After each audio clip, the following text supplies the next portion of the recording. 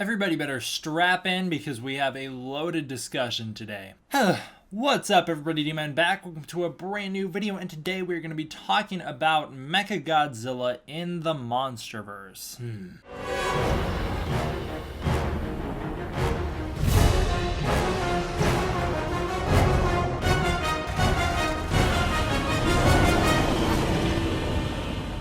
Ground rules really fast, okay? Starting out, I'm making this video in defense of myself because I tweeted out some things that for whatever reason blew up. I didn't expect them to blow up. I don't know why they blew up, but they blew up. Basically, I was simply saying that I don't think Mechagodzilla will work in the MonsterVerse. I don't think he should be a part of it, and that's a statement I have echoed on this channel a number of times, and people really got upset. So I'm making this video to fully and thoroughly explain why I believe that. I want to make it very clear that this video isn't me saying that I don't think Mechagodzilla will be in the movies. I fully acknowledge and anticipate Mechagodzilla will most likely be in the next movie. The likelihood of Mechagodzilla appearing in Godzilla vs. Kong is so high that I made the tweets. If it wasn't on the table, I wouldn't even be discussing it. Also, this video will be me expressing why I personally don't think Mechagodzilla will work in the MonsterVerse. You are welcome to disagree with me. You are welcome to think he could work in the MonsterVerse. I just don't think he will. Also, in addition to talking about reasons why I don't think he'll work, I will offer some examples of how I think they could do it right, so this isn't going to be completely one-sided. Let's just jump into it, and I'm going to piss off a lot of people right off the bat by talking about realism in the MonsterVerse, something that people think needs to just be thrown out the window. I'm going to tell you why that's a bad idea. The MonsterVerse is a universe with set rules, as all movie universes are. All movie universes have a set of rules. These rules can be changed and expanded over time, but this is how it works. You're supposed to stay consistent to the rules of the universe,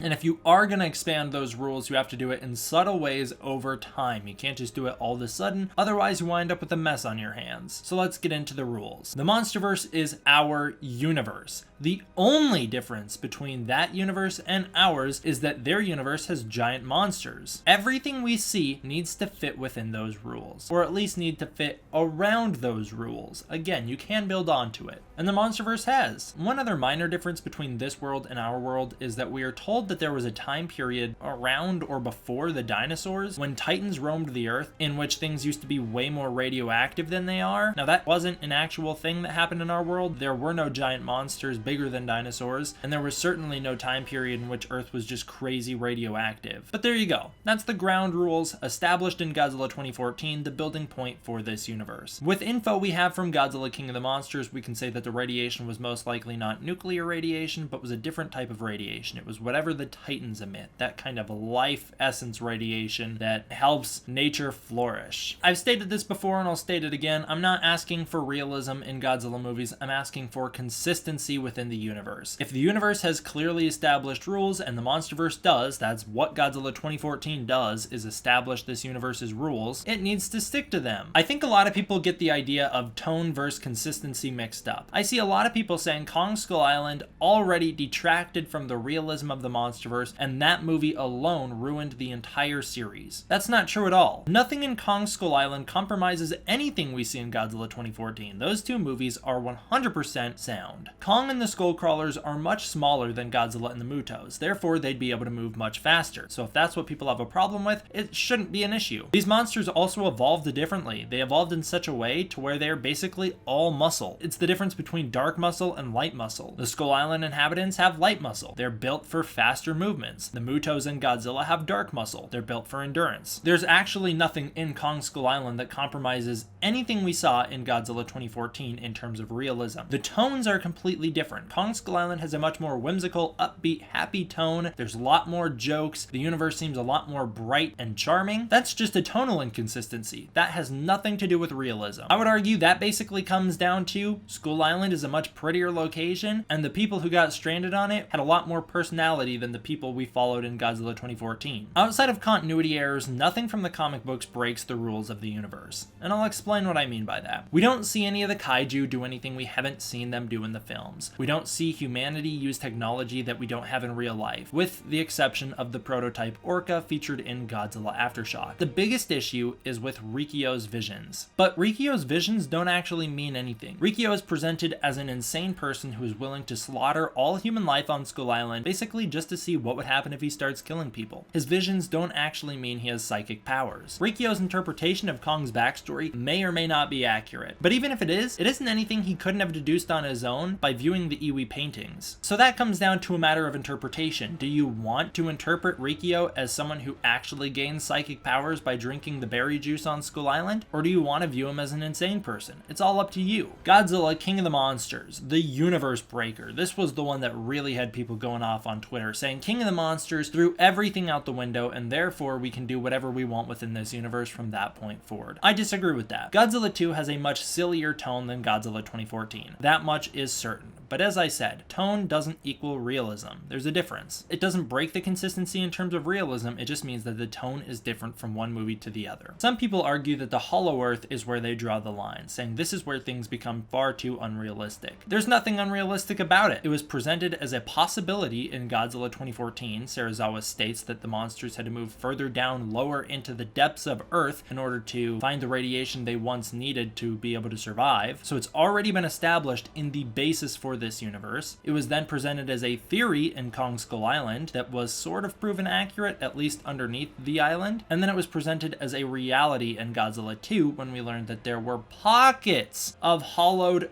ground under the Earth where the Titans have retreated to. It's not saying that the Earth itself is hollow. The name is a bit misleading. It's a bit of an exaggeration. There are pockets underneath the ground in which the Titans have retreated to. This is the same explanation for Godzilla's origins that we get in the 1954 film, and no one calls it unrealistic in that context. Then we move on to the Titans. The Titans we see in Godzilla 2 follow the same rules we had seen with the Titans in the previous films. None of them have any special powers outside of Godzilla, they're just large animals. Yes, Mothra spits webs, but that's not terribly far-fetched, and Rodan has skin made of material similar to molten rock that has absorbed so much magma from the volcano he was baking in that he perspires it and lava leaks out through his skin. His blood is naturally made of lava, he doesn't shoot fireballs, it's just the lava he's already absorbed coming out. Moving on to the Shobijin. Nothing Ling or Chen does breaks the universe. Mothra is presented as a mystical goddess who is worshipped by the Shobijin. That doesn't mean she actually has spiritual powers. This is another matter of interpretation. It's all dependent on you, the viewer. Even in the novelization, lots of spiritual elements surrounding Mothra are played with a touch of mystery. It could just be people reading into faith too much, or it could just be hallucinations. There's one specific instance with Madison Russell where she envisions Mothra coming to her in a dream. That could either just be a dream, or it could actually be a spiritual meeting. Again, it's all dependent on how you want to interpret things. The spiritual elements seen in King of the Monsters the movie are seen as more of intuition than anything else. Even still, they aren't terribly far-fetched. If it is all real, it expands the lore a little bit, but not too much. Then we move on to the end credits for Godzilla 2, where if you read through the end credits, it presents us with a ton of crazy ideas about the Hollow Earth civilization, and a whole bunch of other ideas about maybe potential communication with the Titans through psychic means. But this is all just interpretations of what happened in the past. This is all just Monarch's interpretation of the Hollow Earth. That's all that is. Again, it's entirely up to you if you want to decide if this is canon or not. It's either a myth or history within the universe itself. There is no clear answer. And then we move on to the big bad, the one that everybody states broke everything in one move, in one line more or less, and that is King Ghidorah. Yes, I will agree, King Ghidorah is by far the most unrealistic part of the MonsterVerse. It is stated that he's a space dragon. However, this is just a theory. It's just Chen's interpretation of what he might be. And yeah, he does possess far more powers than that of Godzilla, but that doesn't mean he couldn't have been a Titan from that time period as well. I personally do believe Ghidorah is from space, but we'll talk about that in a minute. Ghidorah's regeneration is an amplification of the same regeneration Godzilla has. No one complains that Godzilla has regeneration. Ghidorah uses radiation to regenerate the same way Godzilla does. Ghidorah just does it much faster. This is explicitly stated in the novelization when it says Ghidorah only returns to Rodan's volcano so he can soak up radiation from the interior of Earth's core, because there is radiation down there in the MonsterVerse, which helps him regrow his head. Ghidorah's storm powers are a bit more far-fetched. There's no clear explanation as to how he's able to do that. There is an in-universe reason, fine, but it doesn't actually match up to real world science. It's not crazy and over the top though. It fits within the rules of the universe, although it bends them slightly. Never breaks them though. Ghidorah's rule over all other titans also makes sense. Ghidorah is an alpha creature. In real life, animals will bow before their alphas. And if Ghidorah is an alien, then he's an alien. Again, I personally believe he probably is. It's one new science fiction element introduced in the 3 movies. It's the only new large science fiction element. It may be a bit out of nowhere, but it doesn't shatter everything. It is entirely possible that life truly does exist outside of our planet, even in the real world. And it's not terribly far-fetched to say that in a universe where giant monsters exist, it's possible for them to exist on another planet as well. And maybe, just maybe, one of those monsters found their way to Earth. Now we come to Mechagodzilla. Again, I'm not disagreeing with you that Mechagodzilla will probably appear in Godzilla vs. Kong. I'm disagreeing that he should appear in Godzilla vs. Kong. The MonsterVerse does not have the technological capabilities to produce something like Mechagodzilla. In other canons, it's fine. Those universes have different rules, although I will point out that even in the Heisei universe, they were not able to build Mechagodzilla on their own. The only reason they pulled that one off is because they had technology from the future, because even the Heisei era, which was far more unrealistic than the MonsterVerse, knew that it was a hard pill to swallow that humanity could just somehow create something like that. The MonsterVerse does not have the technological infrastructure to support a being like Mechagodzilla. Now let's talk about the tech in the MonsterVerse so I can prove that point. Godzilla 2014 has a large Tesla coil that projects electric bolts downward onto the Muto cocoon. That is the only bit of advanced technology we see in that film. Everything else in that movie exists in our world. Kong's Skull Island features no technology that does not exist in the real world. The comic books only feature the prototype Orca, which was setting up the Orca in Godzilla 2. Godzilla 2 features some things that are a little bit more advanced, however. I will point out really fast that ospreys do exist in the real world. I've seen some confusion about that, some people thinking that they're fake. They aren't. They actually exist. They're planes. They can turn into helicopters. They're real. Serizawa's sub may be inaccurate, but it's not that bad. I mean, honestly, if you're going to draw the line with, oh, Serizawa's submarine is the wrong shape, you're probably watching the wrong movies anyways. The oxygen destroyer. We don't know anything about it. We don't know what it does. It doesn't work the way it does in 1954. It's not that type of oxygen destroyer. It's just a new type of hydrogen bomb that suffocates living things without vaporizing them. That is the only thing we know about it. We don't even exactly know it's a new type of hydrogen bomb. It just has a similar effect to the hydrogen bomb when it detonates, although it's green, not gray. As for the Orca, it's just a massive dog whistle. That's all it is. When you really break it down, it's not that far-fetched. It sends out frequencies much like what whales do that can travel across large portions of the Earth. These frequencies, because they have such low wavelengths, are able to travel for a very long time. Some of those frequencies make the Titans angry, some of those frequencies have a soothing effect, and some of them can call the Titans towards them. Again, it's not hard to believe that a device like this could exist in a world given the Titans slightly above animal intelligence. I buy it. Also, I know there are a few Titans that are much smarter than animals, but for the most part, the Titans are presented as maybe a little smarter than animals. I could buy that they could listen to commands to frequencies. It's not like they're obeying orders from the frequencies, they're just having moods related to them. Castle Bravo is a stretch. I have a hard time justifying Castle Bravo, but ultimately, it's just a building, and most of it has probably been in construction for decades. We have no idea when they started building that thing. All we know is that Mark wasn't aware of it. Now, we don't know Mark's rank at Monarch. We also don't know what his involvement with all that stuff was, so it's entirely possible that he just didn't know about it. And it's also entirely possible that it was finished between the 5-year gap between Godzilla 2014 and King of the Monsters, which is why he didn't know it was finished or of its existence. The oil rig part is really easy to buy. I don't know why anyone would have a problem with that. And the majority of the base is built inside of a mountain. I'd say it's not terribly hard to suspend your disbelief to say that they blasted the interior of the mountain until it was basically hollow so that they could move in, or at least hollow enough to where they could move in. The exterior part is pretty difficult to buy. They could have constructed it above ground, moved it underground, sealed it on there, gotten rid of the water. But for the most part, the exterior is primarily just viewing ports from inside the mountain itself. A lot of it is just inside the mountain, so there isn't too much that sticks out. People have called out the masers, saying, oh man, they have masers in the MonsterVerse? That's unrealistic. We don't see the masers do anything. How could you call that unrealistic? It could just be a gun named Maser. And even if they do fire electricity like they did in the old Toho films, the Muto trap did the same thing. So again, it's just building onto things that we've already seen within this universe. As for the Argo Jet, the Argo Jet isn't that difficult. It's a scaled up stealth bomber. That's what it is. The Argo Jet is significantly smaller than Rodan, who is one of the smallest Titans in the MonsterVerse so far, giving us an indication that mankind cannot build something as large as the Titans. This is the best we've got in 2019. The best we've got is a big plane that's not even even that big compared to the monsters. Also, keep in mind that the world's largest plane, the Stratolaunch, which is 73 by 117 meters, or 293 by 383 feet, was designed to act as a flying launch platform. So not only do we have a plane that exists in the real world that has a wingspan probably about 100 to 200 feet smaller than that of the Argos, which isn't terribly hard to buy that they could build something like that in this semi-sci-fi universe, but it also, in the real world, acts as a flying launch platform. The Stratolaunch and Virgin Orbit's Launcher 1 are just two examples of planes that exist in the real world that serve as flying launch pads. And although they launch rockets in the real world rather than planes, it's a similar idea. So I do find the idea of a flying aircraft carrier to be something that fits within the boundaries of the MonsterVerse itself. Now getting into the big reason why I think Mechagodzilla is too far-fetched for the MonsterVerse given the technology we have, and that is the production team behind Godzilla King of the Monsters, the film that most people will rule out as the universe breaker. Let's take a look at what they have to say about the universe itself. They said Monarch has had lots of money following Godzilla's reveal to the public in 2014, explaining the technological leaps between 2014 and 2019. We are also told that Monarch had a bunch of this tech already, and we just never got to see it right away. This is confirmed if you go back and look at the comic Skull Island: The Birth of Kong, in which they were using Ospreys before 2014. Now let's take a look at what Scott Chambliss has to say. He states that these movies still take place on Earth. They have nudges towards the future in terms of tech, but they are keeping things grounded to our world. The producers say that the tech is next gen. The Godzilla story takes place on planet Earth. We're,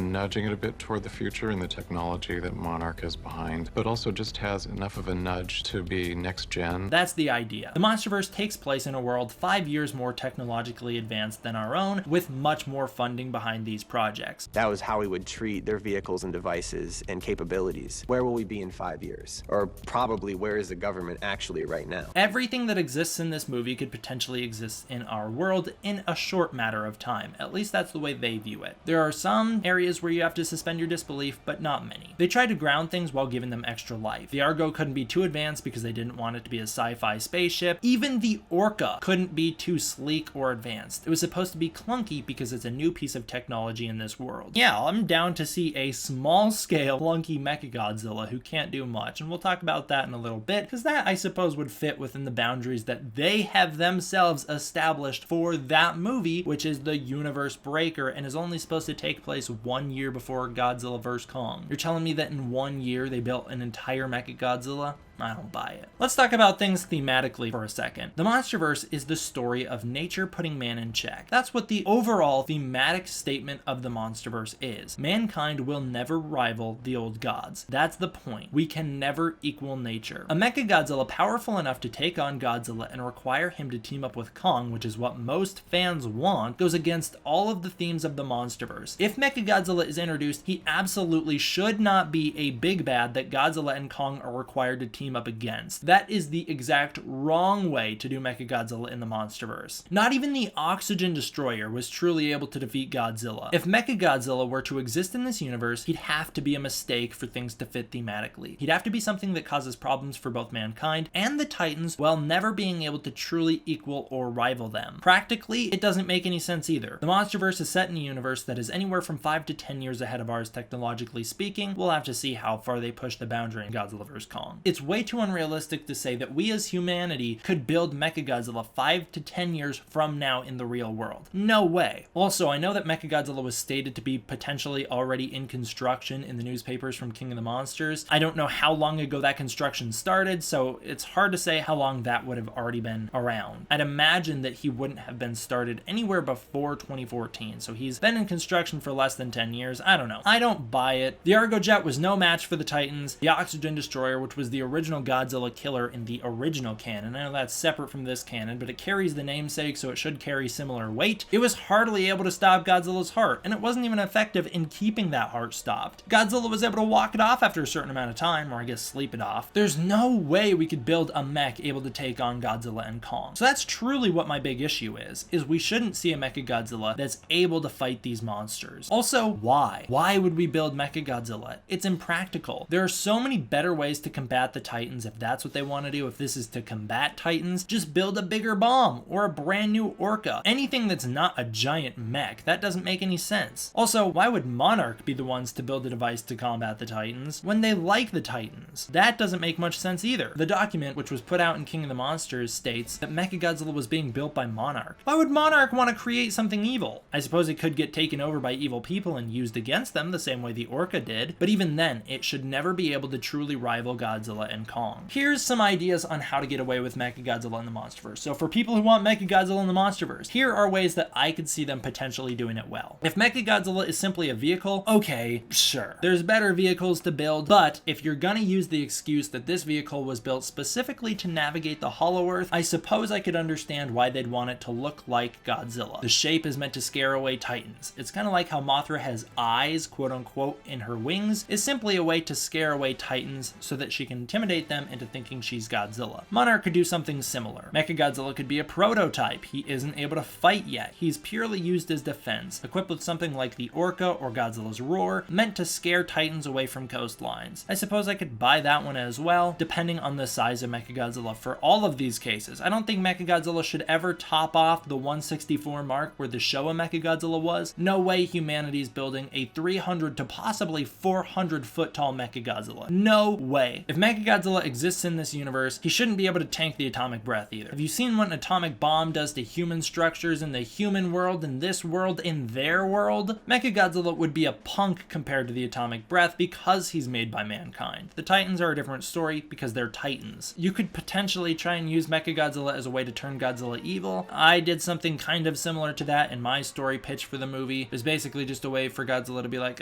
humanity never learns. You could try and use Mechagodzilla as a way to lure Kong to the mainland, depending on Mechagodzilla's size. Maybe I could buy that? I don't know. That one seems a bit far-fetched. Or you could have Mechagodzilla be in the post-credits for Godzilla vs. Kong. Maybe you want to set up Mechagodzilla's appearance in a future movie. Okay, go for it. Because at that point, it will have been well established. It won't just be a sneaky little one-line Easter egg mixed into a massive newspaper article that's on screen for less than 5 seconds. It will actually be on screen time for a thing being built, setting up the next movie. That's how setup's supposed to work. There's no setup for Mechagodzilla currently in the MonsterVerse. There's a throwaway Easter egg for fans. That's not proper setup. It comes out of nowhere if all of a sudden they're just like, and here he is. Never mentioned in the previous movies for some reason. I don't like that. And that's the thing, is there's a lot of stuff regarding this that I do not like. But that doesn't mean you have to worry. Doesn't mean that if Mechagodzilla is going to be in Godzilla vs. Kong, I'm automatically going to hate the movie. There's something called the benefit of the doubt, and I give that to the MonsterVerse. Shin Godzilla is a movie that on paper I absolutely hate. I hate the ideas Shin Godzilla presents from a conceptual standpoint. I do not like Godzilla shapeshifting. That is not Godzilla. That's an entirely different monster you've created now. Godzilla should never shapeshift. Godzilla shouldn't fire beams out of his back. That's silly. The atomic pulse is okay. I can buy that one, but concentrated beams firing from his dorsal fins, that's absurd. Same with the tail. Firing a beam from his tail, that's stupid. That is a dumb idea. I will never like that idea. It's like the idea of Godzilla firing lasers from his eyes in the Hanna-Barbera series. No, thank you. Keep it to his mouth. I can buy that one. Don't have it just come out of anywhere. Also, having a way overly political, potentially preachy Godzilla movie that focuses way too much on the human cast, I don't know. Although I'm down with some of those ideas, it's a bit of a stretch to say that all of that in one film is a film I can get behind, and yet it happened. Shin Godzilla remains to date one of my favorite movies of all time. I loved it. So many of the ideas I dislike, and yet I thought the execution of those bad ideas was done in a way that made them great ideas. I love Shin Godzilla. I think it's a fantastic movie. I love Godzilla in that movie. I think his powers are a little absurd, but I can get over that because I think everything surrounding them is awesome. The political plot, the human characters, I think, and I know not everybody agrees, but I think it was all done really well. And so the same goes for Mechagodzilla. If Mechagodzilla appears in the MonsterVerse, from a conceptual standpoint, I'm against it, specifically in Godzilla vs. Kong. I do not think Mechagodzilla should appear in Godzilla vs. Kong. I think it's a terrible idea, but if they do it right, I can swallow my pride, I can get over it, and I can accept it. So to anybody who's terribly worried that, oh my god, D-Man and I have a differing opinion, it's all about the way they execute that idea, and maybe I'll be on your side in the end. Does that make sense? Do you guys now understand where I'm coming from? Or did I just ramble on for 30 minutes for no reason? Thank you guys all for watching. I hope you enjoyed. I'll see you guys next time for the next one. D-Man, out.